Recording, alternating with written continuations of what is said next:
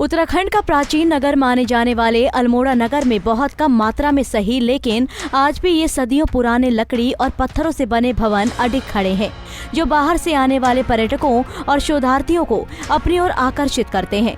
इन भवनों की काष्ठ कला और पत्थरों से आच्छादित छत उत्कृष्ट निर्माण कला के बेजोड़ नमूने हैं, लेकिन इस शैली के भवन बनने काफी समय पहले से ही बंद हो चुके हैं। वहीं इतिहासकार BDS नेगी का कहना है कि ये भवन वैज्ञानिक आधार पर बनाए जाते थे।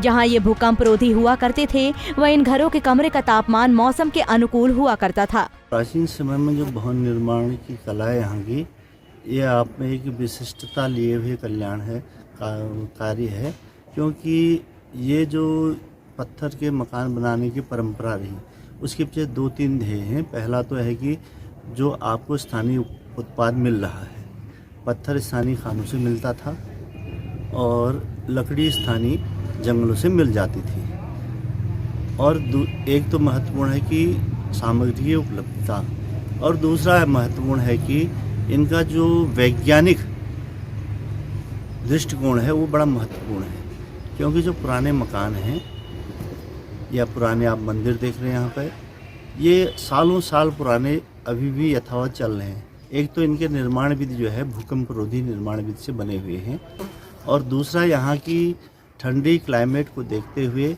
इनका निर्माण बहुत उपयोगी है, क्योंकि ये गर्मियों में ठंडे होते हैं मकान और जाड़ों में गर्म होते हैं।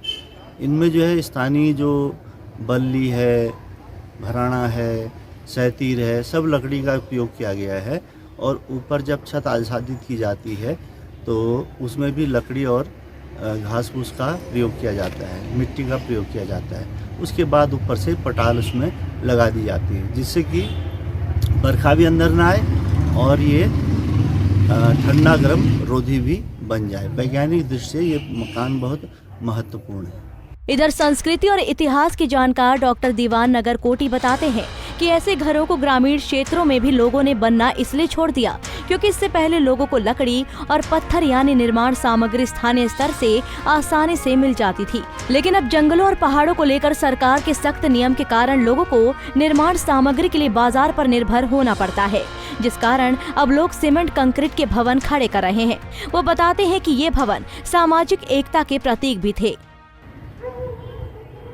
इसको अगर गौर से देखा जाए तो एक पहाड़ की सामूहिक जीवन शैली का प्रतीक थे पुराने घर, जिसमें लोग सामूहिक तौर पर एक दूसरे का मकान बनने पर पत्थर लाना, लकड़ी लाना, आसपास से चिनाई का पत्थर आता था, गांव का कारपेंटर होता था, गांव का मिस्त्री होता था।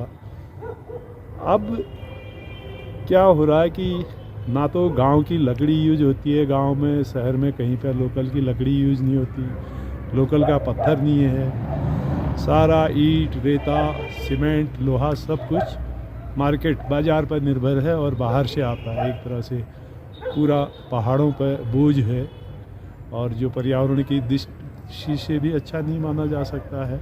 दरअसल उत्तराखंड के पहाड़ी क्षेत्रों में प्राचीन समय में बनाए गए घर और उनकी स्थापत्य कला विशेष प्रकार की होती थी।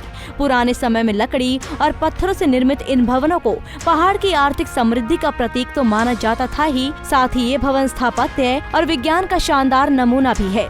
लेकिन आज ये परंपरागत भवन धीरे धीरे सिमट चुके हैं और पहाड़ी क्षेत्रों में अब ये भवन गिनतियों में ही रह गए हैं।